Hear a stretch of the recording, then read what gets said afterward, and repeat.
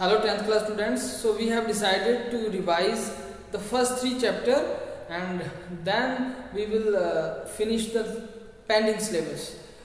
So the first chapter is chemical reactions and equations, and from this first chapter the first topic which I am going to re-explain is balancing a chemical equation. किसी भी chemical equation को हमने कैसे balance करना है, how to balance a chemical equation and also how to convert a word equation into a symbolic equation, and then after that balancing that symbolic equation. ये सारी चीज़ें आज हम डिस्कस करेंगे. तो firstly we should know what is word equation. तो word equation क्या होती है? जैसे बच्चों हमारे पास है hydrogen plus chlorine, hydrogen plus chlorine is equal to hydrogen chloride. So this is a chemical reaction in word equation. ये जो केमिकल रिएक्शन है जो वर्ड इक्वेशन की फॉर्म में है, hydrogen plus chlorine is equal to hydrogen chloride. तो इस word equation में से हमने क्या करना है बच्चों, सिंबॉलिक फॉर्म ऑफ इक्वेशन लिखनी है. तो वो क्या है, हाइड्रोजन का सिंबल क्या है हमारे पास H2, और क्लोरीन का सिंबल क्या है हमारे पास Cl2, और जो हाइड्रोजन क्लोराइड है इसका सिंबल है HCl. तो ये आपको याद रखने की जरूरत है. अगर हाइड्रोजन लिखा है उसको H2 लिखेंगे, अगर क्लोरीन लिखा है उसको Cl2 लिखेंगे, अगर हाइड्रोजन क्लोराइड लिखा है उसको HCl लिखेंगे हम. ये चीज़ अगर आपने समझ ली, ये चीज़ अगर ये फॉर्मूले जो आपने याद कर लिए, तभी आप कोई भी केमिकल इक्वेशन को लिख सकते हो सिंबॉलिक फॉर्म में, और उसको बैलेंस तो बाद में करेंगे ही. क्योंकि यहाँ लिखा है हाइड्रोजन क्लोराइड तो मैंने लिख दिया HCl. अगर लिखा होता हाइड्रोजन फ्लोराइड, अगर यहाँ लिखा होता हाइड्रोजन मान लो फ्लोराइड नहीं, हाइड्रोजन मान लो सल्फाइड लिखा होता है, यहाँ हाइड्रोजन सल्फाइड, तब आप क्या लिखते? तो आपने बोलना जैसे कि हाइड्रोजन क्लोराइड HCl है तो हाइड्रोजन सल्फाइड HS होगा. लेकिन नहीं, फॉर्मूले याद करने पड़ेंगे. हाइड्रोजन क्लोराइड का फॉर्मूला HCl है तो हाइड्रोजन सल्फाइड का फॉर्मूला H2S है. हाइड्रोजन सल्फाइड का फॉर्मूला है H2S, हाइड्रोजन क्लोराइड का फॉर्मूला है HCl. तो ये चीजें हैं जो फॉर्मूले आपको वो क्लियरली याद करने पड़ेंगे. या फिर कैसे ये हुआ, HCl क्यों है या H2S क्यों है, ये बेटे वैलेंसी के अकॉर्डिंग जो हमने 9th क्लास में पढ़ा था कि फॉर्मूले, how to form a chemical formula, उसमें हम वैलेंसी लिखते थे. वैलेंसी लिखने के बाद क्रॉस मल्टीप्लाई करके हम क्या बनाते थे, फॉर्मूला बनाते थे. मैं एग्जांपल बताता हूँ आपको. जैसे एल्यूमिनियम क्लोराइड की हम बात करें, सोडियम क्लोराइड की बात करें, जैसे मैग्नीशियम क्लोराइड की बात करें, तो इनके जो फॉर्मूले हैं वो बिल्कुल डिफरेंट है. जैसे देखने में तो ऐसा लगता है जैसे एल्यूमिनियम क्लोराइड, मैग्नीशियम क्लोराइड या फिर सोडियम क्लोराइड, इनके जो फॉर्मूले हैं सेम ही होंगे. एल्यूमिनियम में क्लोराइड है, मैग्नीशियम में क्लोराइड है, सोडियम में क्लोराइड है, बट इनके फॉर्मूले बेटे बिल्कुल डिफरेंट है. इनके फॉर्मूले क्या हैं, डिफरेंट है. वो किस वजह से है, वो इस वजह से है क्योंकि इनकी वैलेंसी डिफरेंट है. एल्यूमिनियम की वैलेंसी अलग है, मैग्नीशियम की वैलेंसी अलग है. जैसे कि हमने 9th क्लास में वैलेंसी के पूरा एक टॉपिक किया था, केमिकल फॉर्मूले कैसे बनते हैं उसका एक टॉपिक किया था, वो आपको रिवाइज करना पड़ेगा. तो उसको जब आप रिवाइज करोगे तो आप देखोगे कि फॉर्मूले एल्यूमिनियम क्लोराइड का अलग होगा, सोडियम क्लोराइड का अलग होगा, मैग्नीशियम क्लोराइड का अलग होगा, because of the different valencies of aluminium, magnesium and sodium. So अभी देख लो दोबारा एक बार मैं बता देता हूँ. जैसे कि एल्यूमिनियम क्लोराइड है, इसका फॉर्मूला बनाते कैसे थे. एल्यूमिनियम की वैलेंसी होती है 3 पॉजिटिव और क्लोरीन की होती है -1.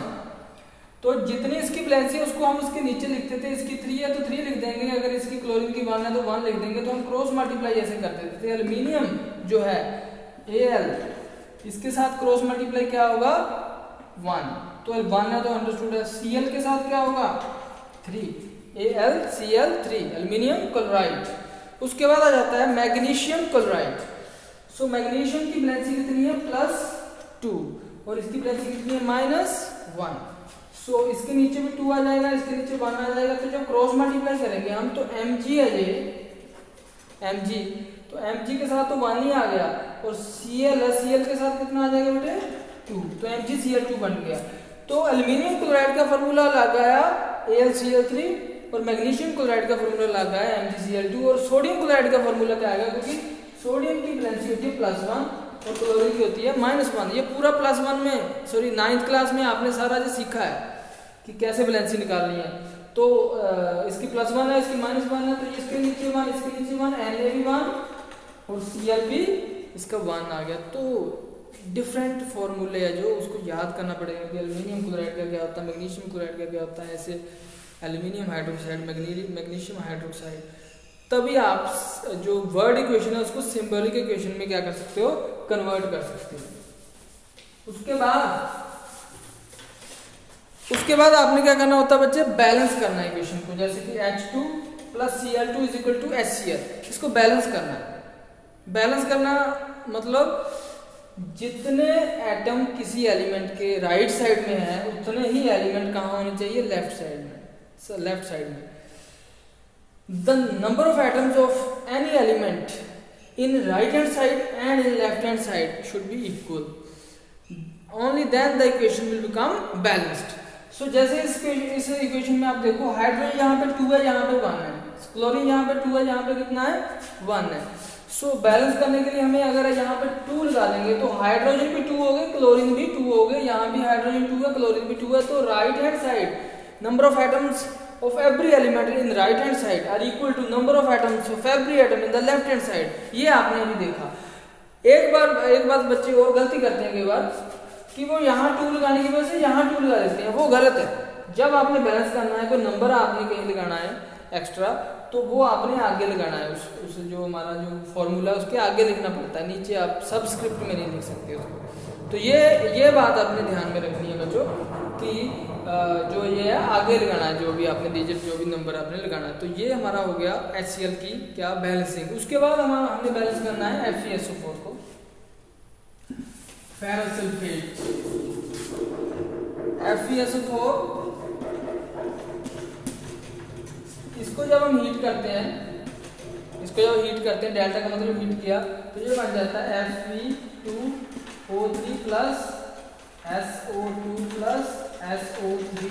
तो ये एक डीकम्पोजिशन रिएक्शन है, ये हमने फर्स्ट चैप्टर में डीकम्पोजिशन रिएक्शन में पढ़ा है। तो इसको बैलेंस करने को मान लो आ गया आपको कि बैलेंस दिस इक्वेशन। अभी ये सिंबॉलिक फॉर्म में थी, ये वर्ड इक्वेशन नहीं है। तब आप क्या करोगे, तब सबसे पहले आप कोशिश करना कि ऑक्सीजन को बैलेंस करो।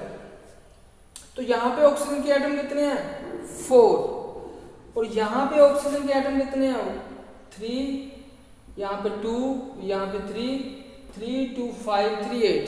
So in right hand side there are 8 oxygen atom and on the left hand side there is 4 oxygen atom. तो क्या करेंगे हम, यहाँ 4 को अगर हमने 8 बनाना है तो हम 2 से मल्टीप्लाई कर देंगे, 2 × 4 8 हो जाएगा, 2 × 4 8 हो गया। तो ऑक्सीजन बैलेंस है। तो ऑक्सीजन के अलावा यहाँ क्या है, आयरन यहाँ पे कितने हैं, अब ये 2 सभी के आगे लग गया, ऑक्सीजन के भी इसके भी। तो आयरन भी 2 है, यहाँ भी आयरन 2 है। अब सल्फर की बात करते हैं, सल्फर यहाँ भी 2 है, सल्फर यहाँ भी 2 है, और सल्फर यहाँ बात करें 1, 2, sulphur 2। So all the elements, number of atoms of all the elements are equal in right hand side and the left hand side.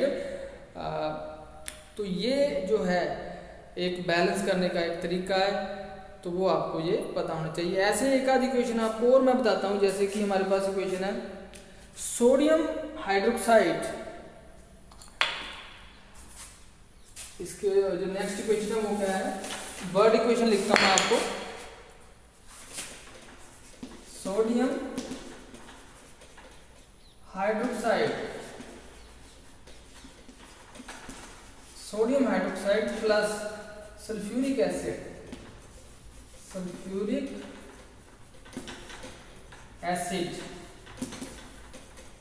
Is equal to, पहले क्या है सोडियम हाइड्रोक्साइड प्लस क्या है sulphuric acid is equal to sodium sulphate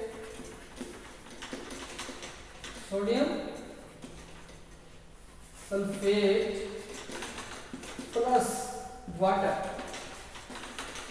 तो ये equation हमारे पास बनती है कि sodium hydroxide plus sulphuric acid is equal to sodium sulphate plus water. तो ये एक इक्वेशन बनती है हमारे पास। इसको क्या करना, हमने बैलेंस करना है बच्चों, इसको बैलेंस करना है। इसको सिंबॉलिक फॉर्म में लिखना सबसे पहले। तो सबसे पहले आपको पता होना चाहिए कि सोडियम हाइड्रोक्साइड का क्या फार्मूला होता है, NaOH प्लस सल्फ्यूरिक एसिड का क्या फार्मूला होता है, H2SO4 is equal to sodium sulphate का क्या फार्मूला होता है, वो होता है Na2SO4 प्लस वाटर का क्या फार्मूला होता है, H2O। तो सबसे पहले वर्ड इक्वेशन को आपने किस में चेंज किया, एक सिंबॉलिक फॉर्म में चेंज किया, जिसमें फॉर्मूले सिंबल्स के साथ हमने इक्वेशन को क्या किया, रिप्रेजेंट किया। तो इसके बाद इसको बैलेंस करने की बात आ गई कि बैलेंस कैसे करें, कैसे बैलेंस करें इसको बेटा। चलो मान लेते हैं हम ऑक्सीजन को बैलेंस करना चाहते हैं। पहले ऑक्सीजन देख लेते हैं। ऑक्सीजन यहाँ कितने हैं, 1, और यहाँ 4 प्लस 1 कितने हो गए, 5, यहाँ भी 4 प्लस 1 कितने हो, 5। ऑक्सीजन तो बैलेंस है। अब क्या नहीं बैलेंस देखते हैं, सोडियम को देखते हैं। सोडियम कितने हैं यहाँ पे, अभी सोडियम है 1, और यहाँ पे सोडियम कितने हैं 2, तो ये बैलेंस नहीं है। सोडियम यहाँ पे 2 है, यहाँ पे 1 है, तो बैलेंस नहीं है। तो क्या करेंगे, यहाँ पे 2 लगा देते हैं, तो 2 सोडियम यहाँ पे भी हो गए, 2 सोडियम यहाँ पे भी हो गए। ये हिट एंड ट्रायल मेथड है, ये बच्चों कोई रूल नहीं है, ये हिट एंड ट्रायल मेथड है। ऑक्सीजन देख लिया, बैलेंस था, ओके था, लेकिन सोडियम बैलेंस नहीं है। कितना बैलेंस नहीं है, यहाँ 2 था, यहाँ 1 था, यहाँ 1 था, उसको 2 कर दिया हमने, तो हो गया बैलेंस।